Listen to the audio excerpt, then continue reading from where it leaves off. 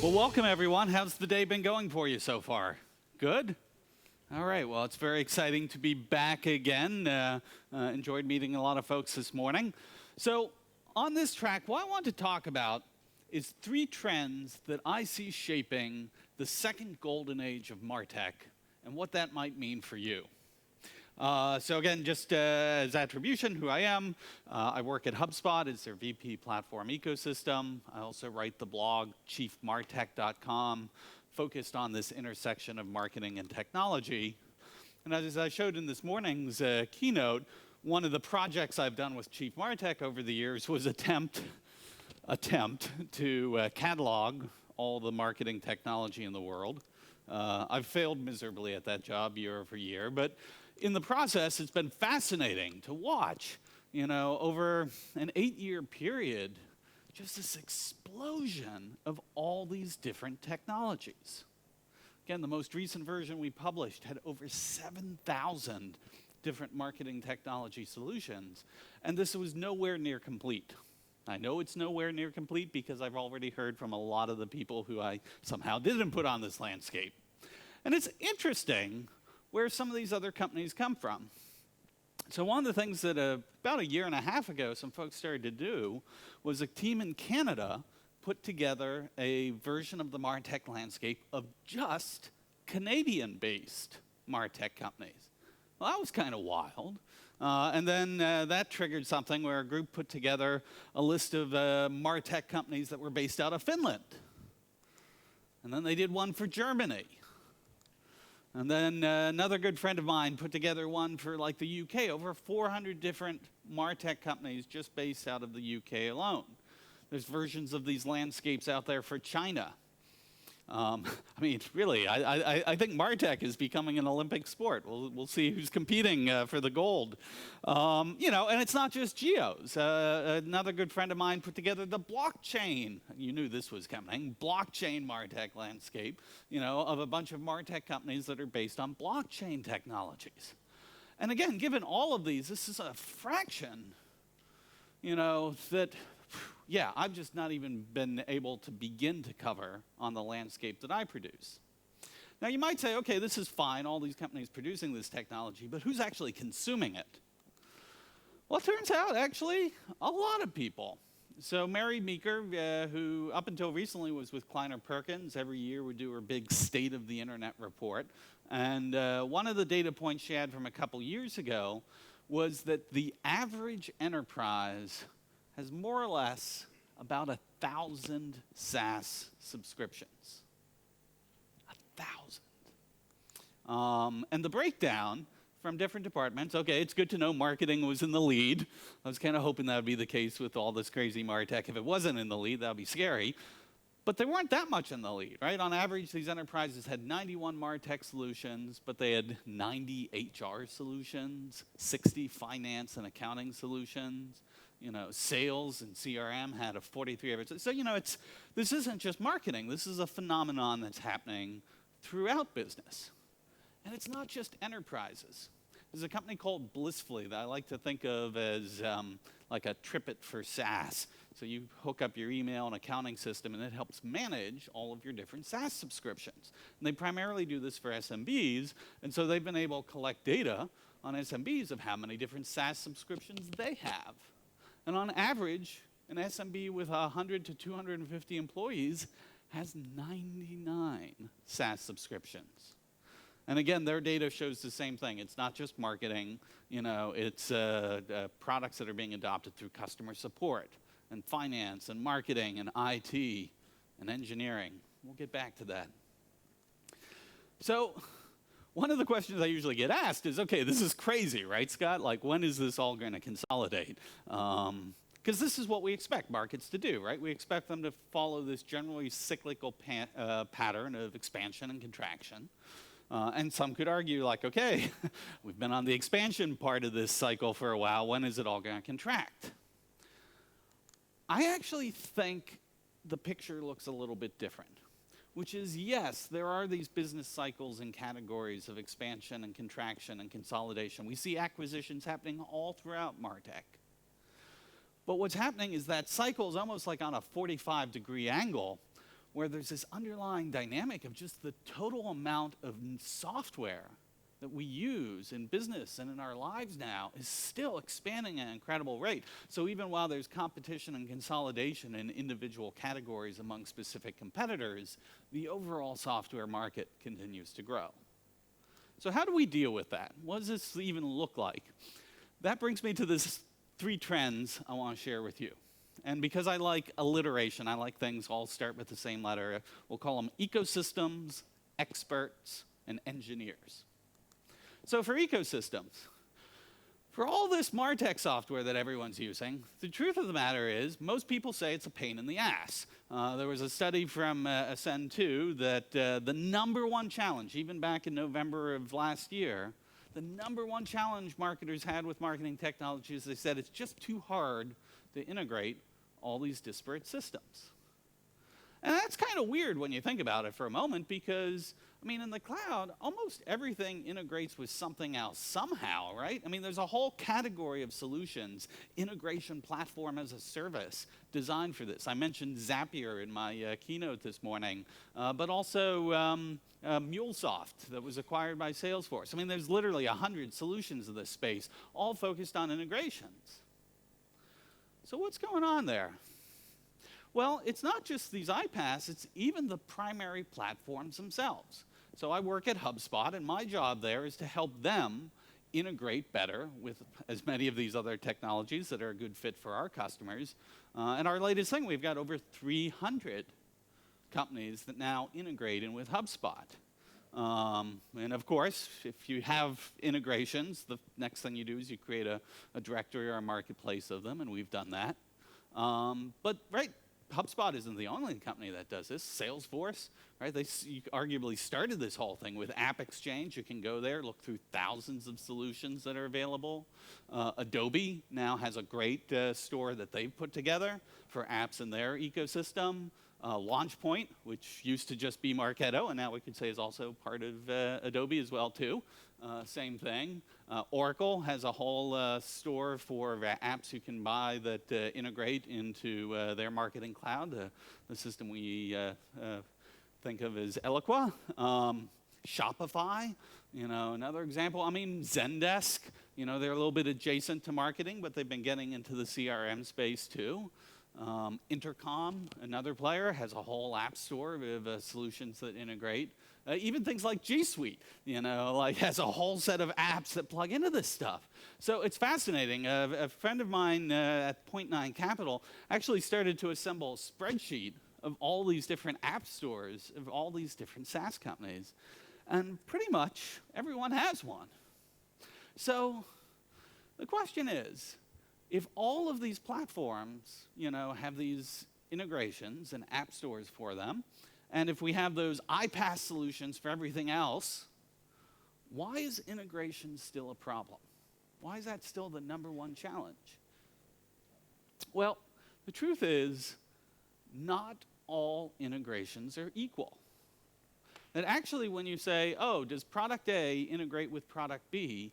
Again, in the cloud today, the answer is almost always yes. There is probably some way to get data from product A to product B. But this isn't a yes or no question.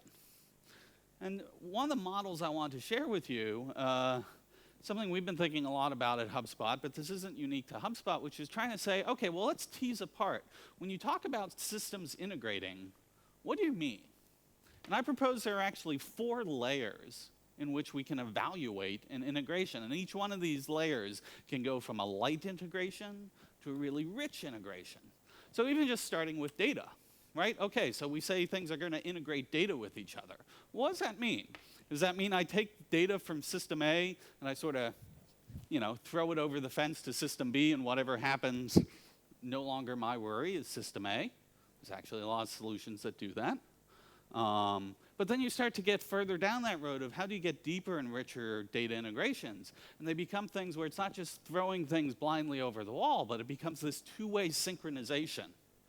It has better capability to recover if there are things like conflicts or duplicates, or understand if something goes wrong in the middle, how do we return to a good state? When you start looking at really deep data integrations, you can go pretty far. The next level is this idea of workflow, right? Just because things share data, we still might be in a mode where we have all these different tools that we're using, and it's pretty much on us as the marketers to figure out, okay, well, I do this in this tool, and I do this other thing in this tool, and if I want to set up some sort of automation between them, it gets really complex really quickly. But we can do better. You already start to see more and more companies that are embedding workflow-oriented integrations, which is the idea that if I'm in one of these systems and I want to trigger a workflow based on some sort of prospect or customer activity, I can do that in a way that will then replicate out to the other systems that I've connected with it. So again, you can go from a really lightweight version of a workflow integration to something that gives me a lot of control. But then you still might end up where you have all these different windows on your browser, and I've got this interface that I'm using for this app, and this interface I'm using for another. So another way to think about integrations is, do they share some of the same user interface, some of the same user experience? So if I have an app that I've connected to my CRM, do I have to go to that other app every time to figure out, run some analysis on the data? Or inside the CRM, can it natively share that data in a way that matches the rest of the UI of the CRM? Can I actually take actions on it right there within the UI of the CRM? Right, that becomes a deeper UI, UX integration. And then the top portion of this isn't really a technical thing. It's almost more of a policy thing. It's what sort of governance does the platform put in place around this ecosystem of products? And by governance, I mean things like, okay, well, do they certify apps to make sure that they work technically? Do they implement things such as ongoing security reviews or performance monitoring?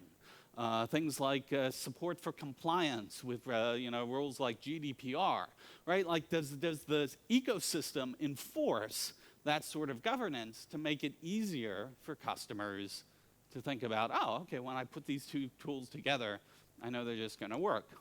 And the truth is, again, if you look across all the different Martech tools in the world and how they connect together today, there's a lot of variety in how deeply they're connected. Some of them have a really light integration, almost like that sort of iPaaS, oh yeah, I can get data from A to B, but that's about it, all the way up to things that get much richer, and even without taking examples from, say my company, I mean, you can look at some of the stuff that, Dropbox has been doing and Google has been doing. We'll take a look at some examples.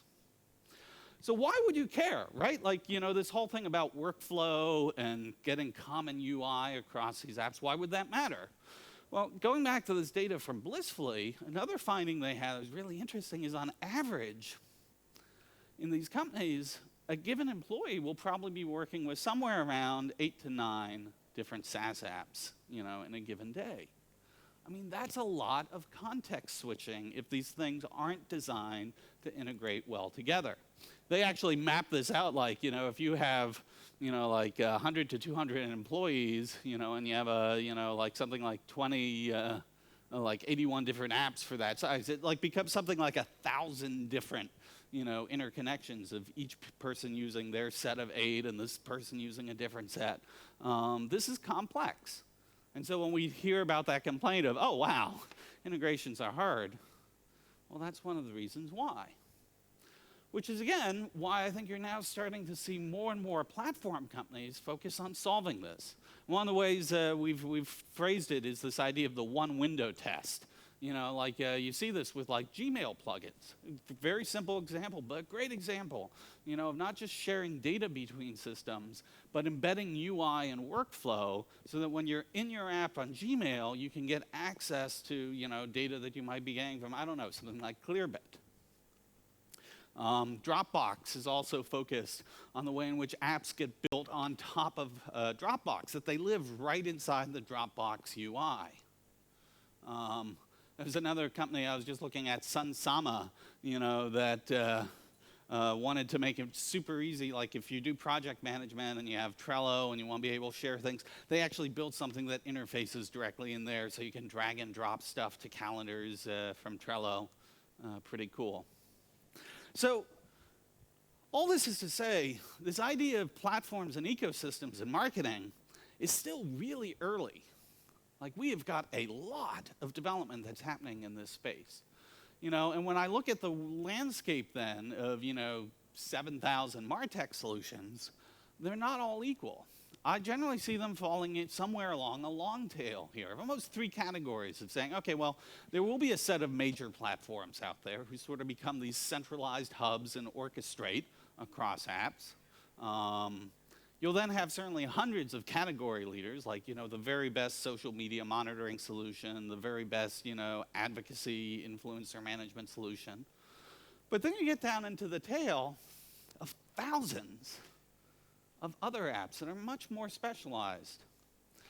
And actually, as these platforms get better at providing, not just data integration, but workflow and UI and UX integration, this actually makes it easier for people to launch these specialized apps inside these ecosystems because it's easier for people to adopt them, right? You plug it in and it just kind of works with the system you know. That's not the world we've been in to date, but it's right now starting to be on the tipping point of what we see moving forward. So I think my first thing on this trend is this opportunity of ecosystems. When people ask me now, hey, out of all these different Martech solutions, which one should I choose? One of my pieces of advice to them is evaluate the platform by its ecosystem. How open is it? How tight are these integrations?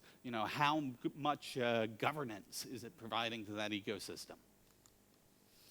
All right, so that's one whole category of stuff that's happening. Let's talk about experts. So I showed a graph this morning where I'm like, okay, one of our challenges in marketing, in business in general, is we've got technology changing at an exponential rate, but we as organizations, human beings, we don't change at an exponential rate. Most of us do not. I do not. And this gap is hard.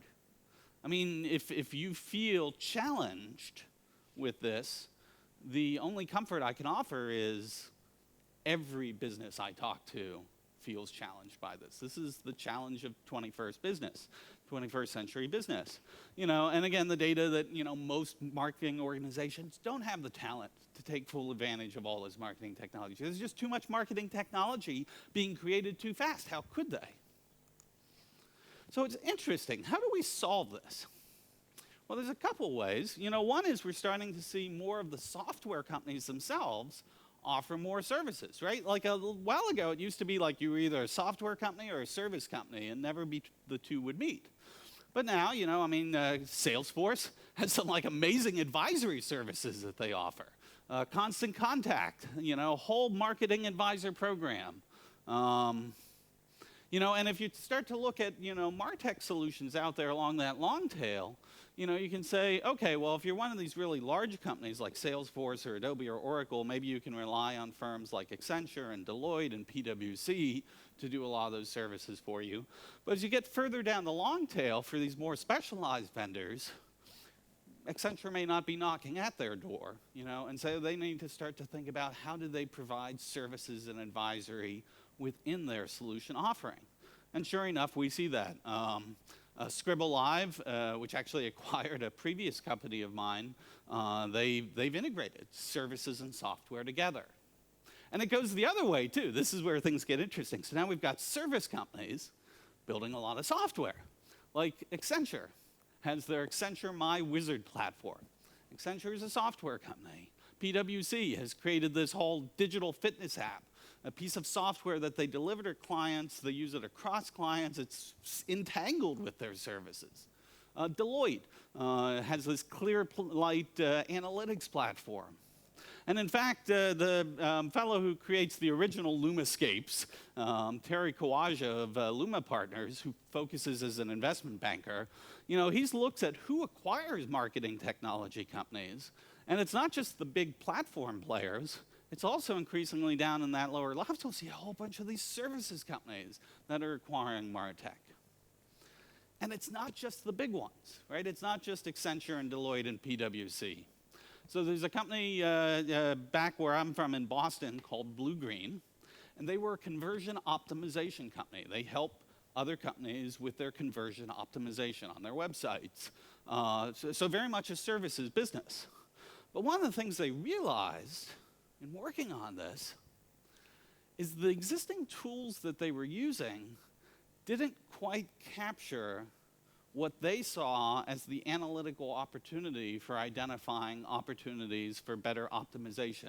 In particular, they would focus on these multi-step flows and multi-step paths to purchase, and how do we optimize the entire flow across different segments. So what did they do? Well, they created a piece of software for this, Blue-Green Analytics. Now, this is fascinating because initially they could use this just within their business. As a services company, this was a way for them to deliver a little extra something special to their clients to make them more effective, more efficient. But then they realized, well, hey, actually, this isn't just our clients. Like, really, anyone could use this. So they packaged it up as a SaaS, and now anybody can go and buy Blue-Green Analytics. Now, of course, that also ends up being a feeder into Blue-Green for their conversion optimization business. Doesn't have to be a one-to-one relationship.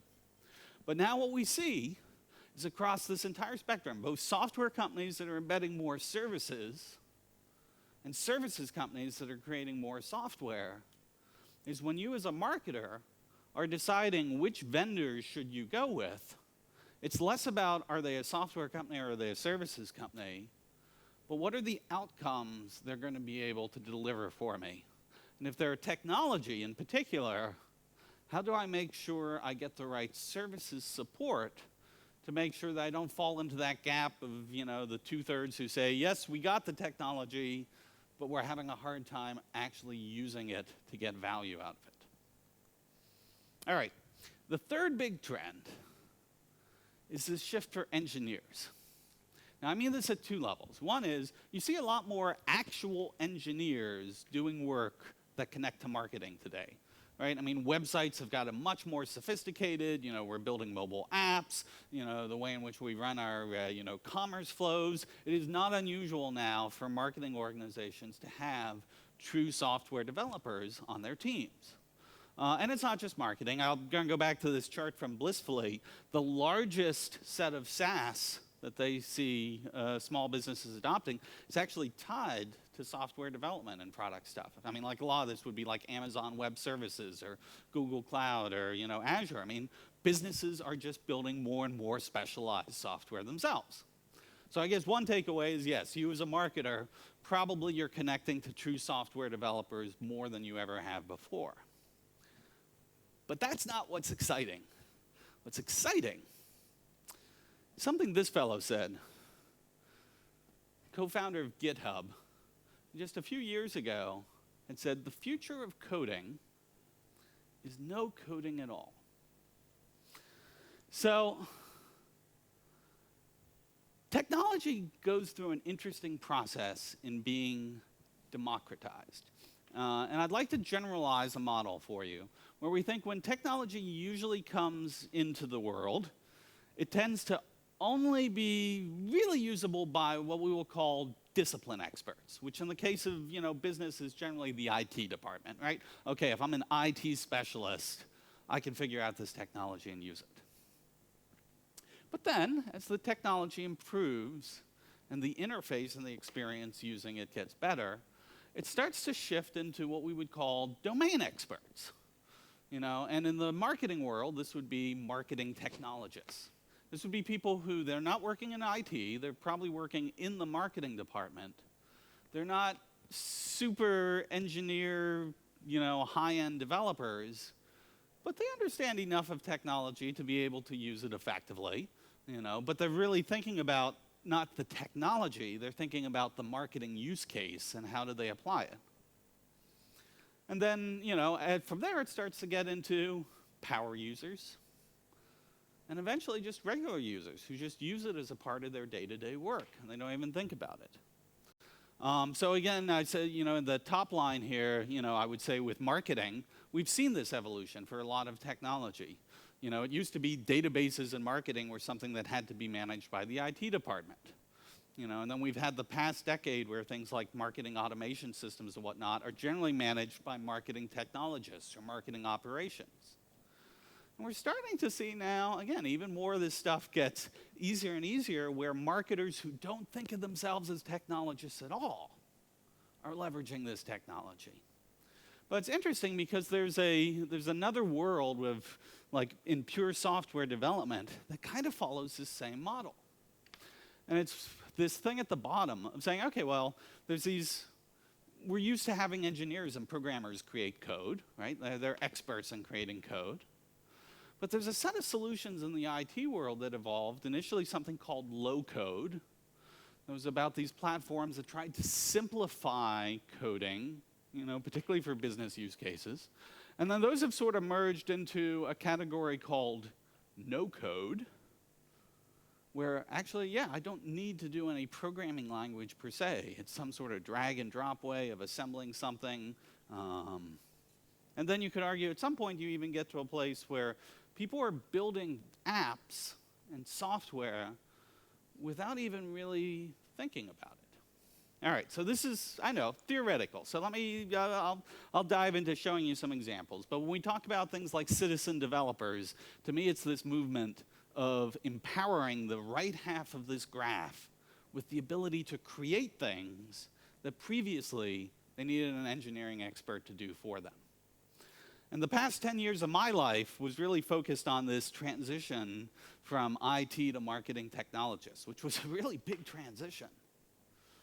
But I think we're on the cusp of a much, much larger transition of going from a world where you need a marketing technologist to do something for you to a place where anyone in marketing will be able to do so many of these things. And again, the example I showed this morning, where I was like, hey, all right, most marketers use Excel. We don't think of it as a programming environment. We're pretty adept at it. But as people have shifted to using things like Google Sheets, now they can connect Google Sheets to things like Google Forms. Then again, it becomes almost like, well, wait a second. I put this Google form out on the web. People fill it out. The data goes right into my spreadsheet. I'm not doing anything that I would think of as programming, but in a very real sense, I've created a tiny, tiny little web app that collects data. I'm now mapping it to a database that happens to be my spreadsheet.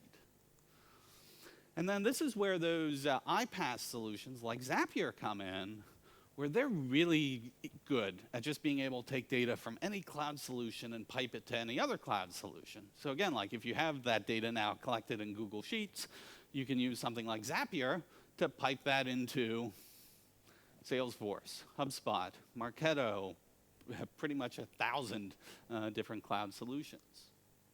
And if you haven't seen Zapier, it's worth looking at them. It's a really friendly environment. You do not have to be a technologist. You certainly don't have to be an engineer to use their tool. And then this model of using spreadsheets as a way to essentially empower regular business users with all this incredible functionality to build things, to integrate things, to analyze things that, we used to think of as, oh, well, we'll need a data scientist for that. Maybe not. So examples like Airtable. There's a company called Alpha Sheets, Smartsheet. Even Salesforce, they launched something last year where you could take a spreadsheet and upload it to Salesforce, and it would convert it into one of these lightning apps, on the Salesforce platform. So Airtable, if you take a look at it, it is this really super friendly way of just sort of in a spreadsheet-like environment, creating a database, but doing it in a way that allows other people to collaborate on it. You can turn things into little apps. In fact, now you might say, like, okay, well, this is great if I'm building my own thing. But what's fascinating is Airtable has actually created a whole ecosystem. Now we're back to ecosystems. A whole ecosystem of off-the-shelf apps that they've created, that other people in the community have created. They call it Airtable Universe. And you can basically go through this and, okay, well, I want this app for, book promotion for authors. Boom, got it down. And if I want to customize it, it's as simple as customizing my spreadsheet. Google, so I was talking about G Suite and, Google Forms. Well, they've even taken that a step further. And they've created something they call App Maker. as one of these no-code environments, drag and drop to like actually create slightly more sophisticated apps than just that form you get on Google Forms. There are whole sites dedicated to this. NoCode.com, the folks at Zero Code. And it's amazing, right? If you're a startup person, oh my God, these things are incredible because you can use them to pull together mockups, you can use them to create MVPs. I mean, the state of things you can build now without actually being an engineer is incredible. And it's just getting started. I came across these folks that use it for designing and prototyping Alexa skills. So using them, you can essentially, well, any one of you could be an Alexa programmer. Yeah, pretty cool. This is an example of what it looks like. You know, you just sort of drag it, okay, this will be the start, this is what I expect people to say, this isn't what I want to reply.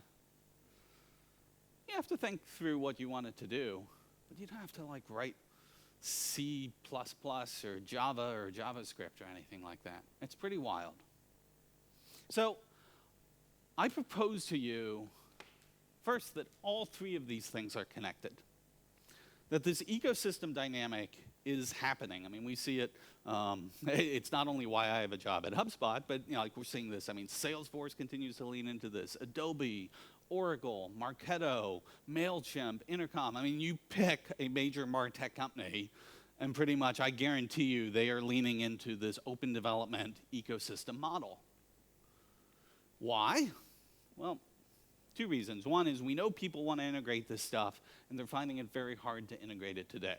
So this is a problem.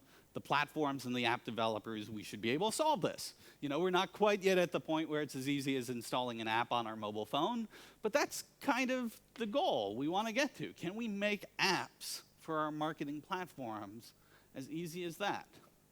Asymptotically, how close can we get to that? So that's, you know, what's happening here with ecosystems. And it's starting to create a solution to that crazy landscape of that 7,000 Martech companies. Because trying to figure out 7,000 different Martech companies, if that's not your idea of a good time, I understand. I'm maybe the only person on the planet who's like, ooh, another logo to put, you know, so I understand. But what you get with these ecosystems is, okay, I have a central foundation, and now I can look for solutions that are integrated in that ecosystem. In the process of installing them and making sure they adhere to good governance so everything works together, a lot of that hard work gets done for me. So it actually makes it easier for that landscape to continue to grow because, again, marketers are able to hone in much more quickly on the solutions that work with the platform they've chosen. That then connects to this idea of experts. One of the reasons you see more and more companies, like the example I gave of Blue Green, of a services company that's getting in the software business, is because if they had to completely market an entire piece of software entirely on their own and get people to integrate it as some special thing themselves, they'd never do it. But they created their tool in a way that it plugs into these existing ecosystems. So it is really, I mean, people can install it on their website, you know, in under an hour.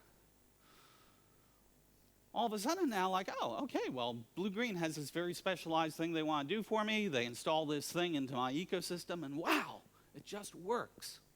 So what we're seeing is more and more services companies now have the ability to create software that can be plugged in to their clients' marketing stacks. And then the third thing about engineers is we think about apps and Martech as like, okay, well, there's, you know, that Martech landscape and, you know, companies that are dedicated to creating those apps.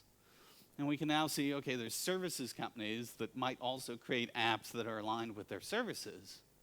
But this thing about citizen developers means actually there's this huge ocean of possible apps that will be available to plug into our ecosystems that either we can create custom ourselves for our custom business, or using communities, things like that Airtable Universe example I showed you. We can use communities to share apps among other marketers, other people, you know, in our same kind of industry, or, you know, folks we know who have gone through some of the, you know, same challenges. So marketers are going to be in an amazing, amazing position to be able to leverage this technology in ways that's very, very different than what it's been like for the past 10 years.